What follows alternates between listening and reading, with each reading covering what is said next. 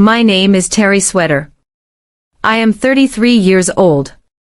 And last October my father looked me dead in the eyes over Sunday pot roast and told me my sister was getting everything. The ranch. The house. The land. The future. And me. I was getting the memories. Then he laughed. My mother smiled like he had said something wise.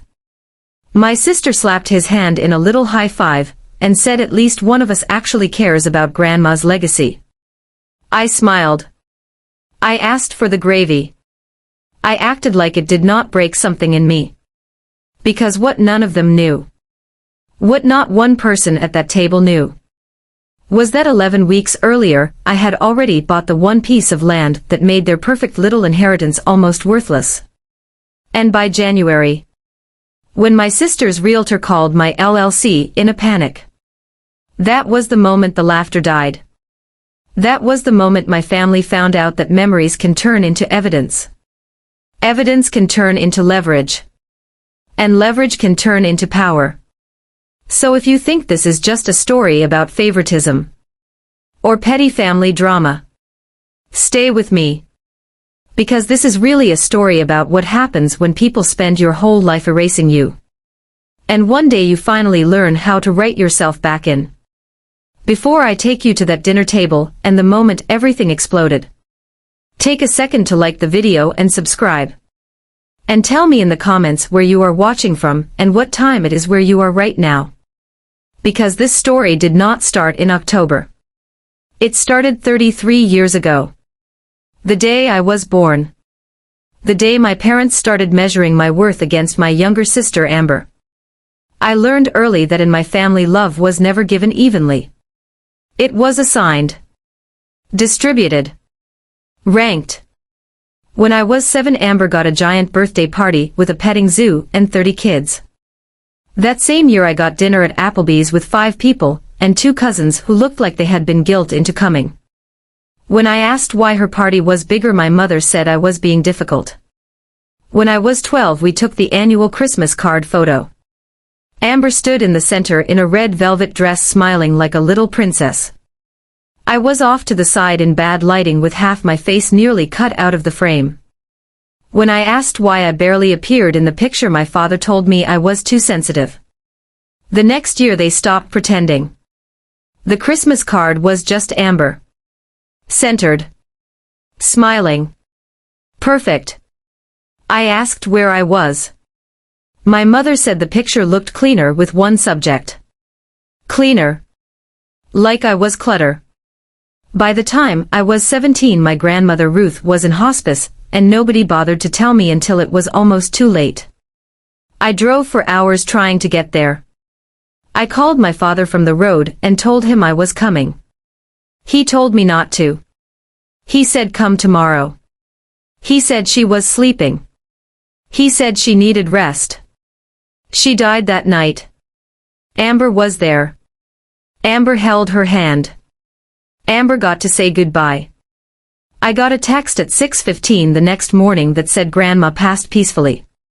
At the funeral my mother told relatives I had been too busy with school to make it in time. And I stood there in a borrowed black dress feeling like I was disappearing in real time. That was the pattern. Every time they pushed me out of the frame, I was told I was imagining it. Every time I noticed the difference I was called difficult. Every time I heard I was told I was too sensitive. Difficult. Sensitive. Complains too much. Those were not descriptions. Those were instructions. Stop noticing that we are erasing you. But my grandmother Ruth. She was different. She was born in 1924. She survived the Depression. She buried one husband and kept going. She built a ranch house in Montana with grit and sacrifice, and hands that knew hard work. She used to tell me that land is never just land. It is access. It is history. It is control. It is the right to decide what happens next. When I was 10 she wrote me a letter. I kept that letter in the glove box of my truck for years. It said, "Terry, you are the one who asks questions. You are the one who remembers why things matter. Do not let anyone tell you that noticing is a flaw." That letter held me together more times than my family ever did. I graduated high school in 2010 and got a full scholarship to Montana State. Full ride. A ticket out. A chance to build something that belonged to me. My parents did not come to the ceremony. Amber was having middle school drama and needed support. So I packed everything I owned into a 1997 Toyota pickup my grandmother had left me and drove myself to Bozeman. That truck and that letter were the only things in my life that ever felt fully mine. In college I studied geological surveying. And maybe that makes sense now. Because when you spend your whole life in a family that lies, you become obsessed with things that can be proven. Boundaries. Records. Measurements. Coordinates. Things that stay true no matter who tries to rewrite them. I graduated with honors in 2014. My parents missed that ceremony too. Amber was pregnant and needed help with her baby shower. So I stopped expecting them to show up. I moved to Denver. Started a career. Built a life. Met Owen Pritchard. Owen was different from anyone I had ever known. Steady. Patient. The kind of man who never needed me to prove I deserved kindness. The kind of man who listened when I spoke like what I said mattered. When we got married in June 2023, my parents showed up 2 hours late. They stayed 45 minutes. They ate one plate of food. Took a few pictures. Then left early because Amber's little girl had a dance recital. That night Amber posted 18 photos from the recital. My parents were in most of them. Front row. Smiling. Clapping. The people in my wedding photos, the ones in the front row, were Owen's parents. They had driven from Portland the day before. Helped us set up. Stayed until midnight dancing. Loved me without hesitation. That night Owen's mother looked at me and said, "Family is who shows up." I never forgot that. By the time I was 33, I had become the family version of a cautionary tale. I was the daughter who left. The selfish one. The career woman. The one who had not given them grandchildren. That last part hurt more than they knew. Because Owen and I had been trying. For a long time. We had gone through the heartbreak quietly. Negative tests. Doctor appointments. Fertility treatment. Money draining away. Hope rising and collapsing month after month. My parents did not know. Not because it was a secret. Because they never cared enough to ask. Instead they told relatives I was too focused on work to want children. They said maybe motherhood just was not for me. They said that while I was crying in office bathrooms and trying to understand why my body kept breaking my heart. So in 2019, I started keeping a notebook. Not for revenge. Not even for confrontation. For sanity. Every time my parents gave Amber money, I wrote it down. Every time they paid for something for her kids, I logged it. Every time I asked for help and got brushed aside, I wrote that down too. By October 2025, the math was undeniable. Over 10 years they had given Amber $127,000. They had given me $2,800. That notebook became proof. Not for them. For me. Proof that I was not crazy. Proof that the pattern was real. Proof that my whole life had not been a misunderstanding. It had been a system. Then June 2025 arrived. I was hired for a land survey near Laurel. Routine job. Nothing special. The kind of work I had done dozens of times. Part of the assignment required digging through old property records and historical title documents. As I worked through the parcels, I saw an address that made my chest tighten. 4582 Horizon Road. My parents' house. My grandmother's house. The house I had been taught to think of as family property. I almost skipped it. But surveyors do not skip parcels. We map everything. So I pulled the records. And buried in those old files was a hand-drawn survey from 1954. Faded ink. Sharp lines. A legal easement running through the property. A 25-foot access and irrigation easement. Still active. Still binding. Still controlling water access to the ranch house. Without that easement the property could not be cleanly sold. Could not be developed properly. Could not carry full market value. For 70 years nobody had touched it. Nobody had updated it. Nobody had even noticed. Until me. I checked the parcel that held the easement rights. It belonged to the Hendricks Family Trust. Then I checked one more thing. That parcel was for sale. 40 acres. $156,000. Seller motivated. Fast close. I sat in my truck with those documents on my lap and called Owen. I told him what I had found. An old easement. A legally powerful one. Connected to my parents' house. Connected to the future they thought they controlled. Then I told him the price. We did not have enough money. Not even close. What we did have was $42,000 in savings. Savings meant for our next IVF cycle. There was a pause. And then Owen said do it. Just like that. No hesitation. No guilt. No lecture about being the bigger person. He said if this is your chance to stop them from taking one more thing from you then we do it. Then he called his parents. They wired $65,000 without hesitation. No conditions. No performance. No keeping score. That is what love looks like when it is real. In July 2025, we formed an LLC called Pritchard Holdings MT. Clean name. No connection to mine. Quiet on paper. And on July 29th we bought the Hendricks parcel. 40 acres of scrub grass. Sagebrush. Open sky. And the one legal thread that ran straight through my sister's future. When the deed recorded I drove out there alone. I stood on that empty land and looked across toward the ranch house my grandmother built. The house where she died before I could say goodbye. The house that was supposed to belong to both of us. I expected to feel rage. Or triumph. Instead I felt something I had not felt in years. Safe. For the first time in my life I held something my family could not talk away. Could not guilt away. Could not erase. Then I went deeper. I pulled my grandmother's probate file.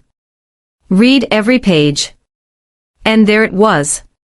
Her will was clear. The ranch house was supposed to pass to my parents as trustees for the benefit of both granddaughters. Both. Equal undivided interest. To be distributed when each of us turned 25. Equal. Both. No ambiguity. But after she died my father as executor transferred the property into my parents' names outright. No trust. No protection. No equal distribution. They had not misunderstood her wishes. They had overwritten them. And they counted on me being too far away. Too busy. Too conditioned to question them. To ever find out. So when October came and my mother texted us about a family dinner and said Dad has an announcement. I already knew. I had overheard enough. I had seen enough. I knew they planned to hand the ranch to Amber before the end of the year.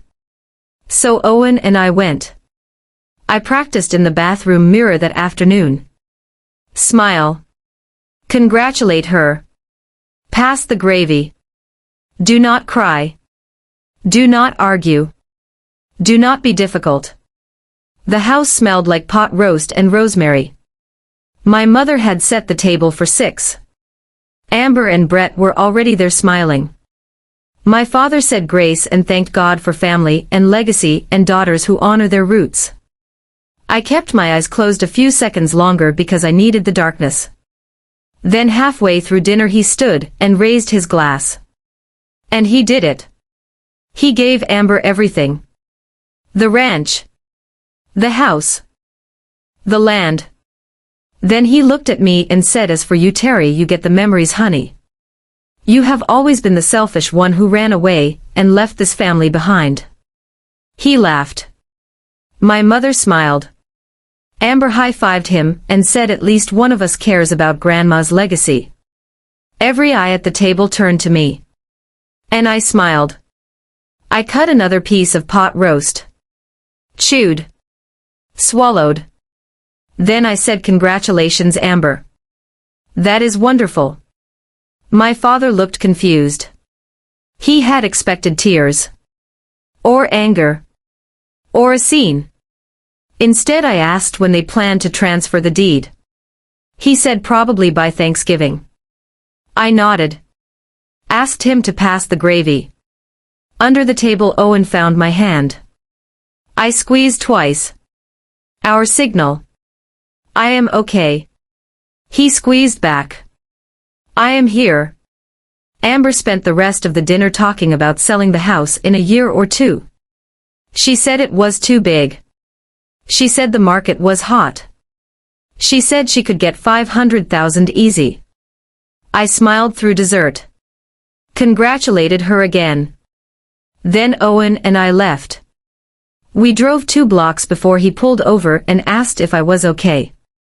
And that is when I laughed. Not because it was funny. Because it was absurd.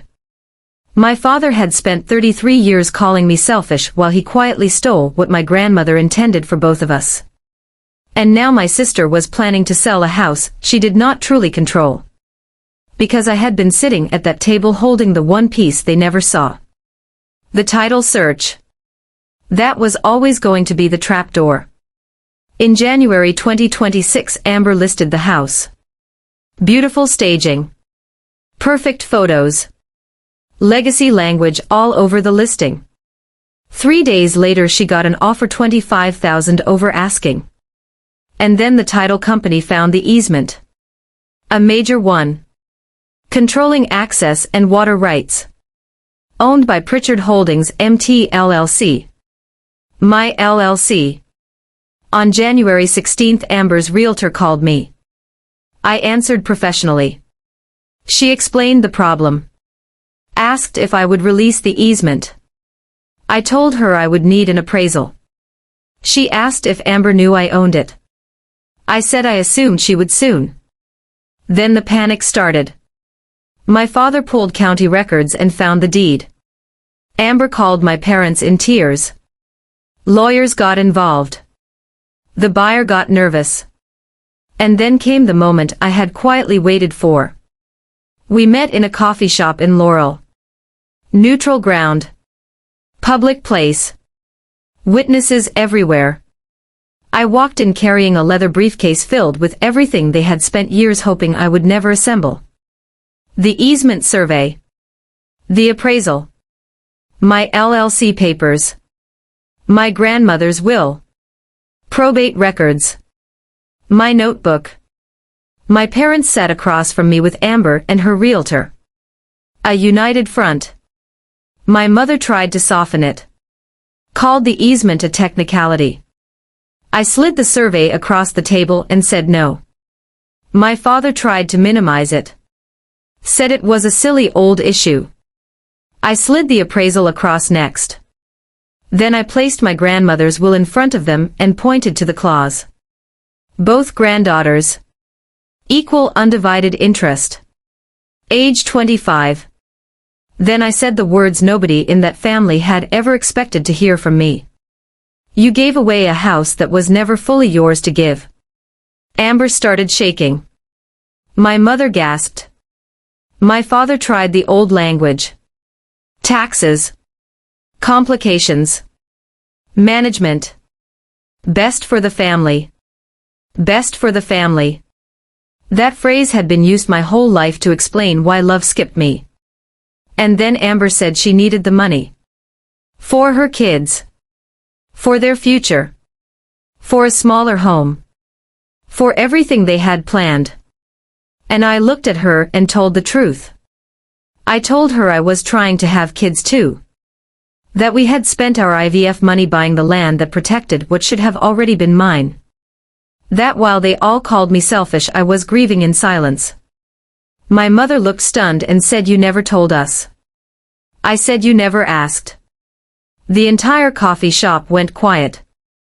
That silence felt like justice. Because for once they were the ones exposed.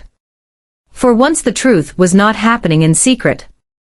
For once their version of me was not the only version in the room. I gave them terms. $150,000 for full release of the easement. A written acknowledgement that my grandmother's will had named both granddaughters equally. A written apology. Correction of family records. And no contact for 1 year unless I initiated it. They fought it. They hated it. But they signed. Because the house was unmarketable without me. Because buyers were walking. Because small towns talk.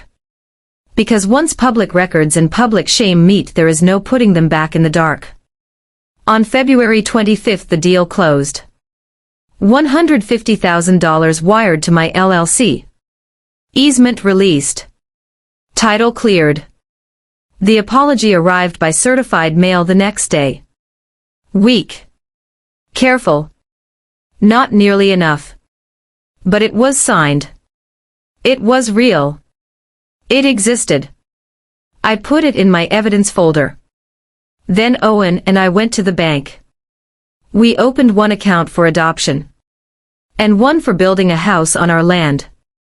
That night I wrote a letter to the child I hope will someday call me Mom. I wrote that someone once tried to leave me a foundation. Other people stole it. And I took it back. Not for revenge. For us. Because I want my child to inherit something real. Not just pain. Not just stories. Not just memories. A real beginning. In March we started the adoption process. And a few days later I went to my grandmother's grave with a copy of the 1954 survey map in my hands. I stood in the cold Montana wind and told her I found it. I found what they buried. I found the proof. I found the line on the map that brought me back to myself. Then Owen and I met with an architect and started designing a small house on our 40 acres. 3 bedrooms. A nursery. A porch. A kitchen window facing east toward the sunrise and away from my parents' house. Away from the old story. Toward the new one. A few Sundays ago we stood on that land together. The ground was soft with spring. And Owen looked at me and said something I will never forget. He said, "Your father told you that you would get the memories." He was right. You got every memory. Every exclusion. Every insult. Every time they chose her. Every time they made you feel small. But you did not let those memories break you. You mapped them. You documented them. You turned them into evidence. And evidence became power. He was right. My parents gave my sister a house. They gave me memories. What I gave myself was a foundation.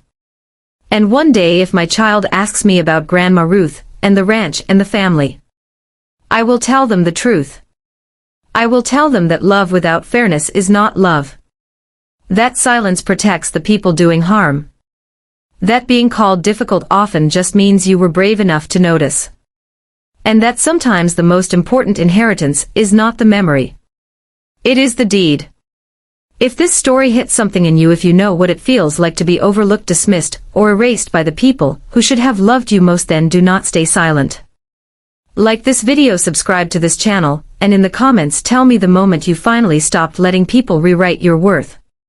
Because sometimes healing starts when you say the truth out loud, and sometimes taking your power back starts with one sentence. I was never too much, they were just never enough.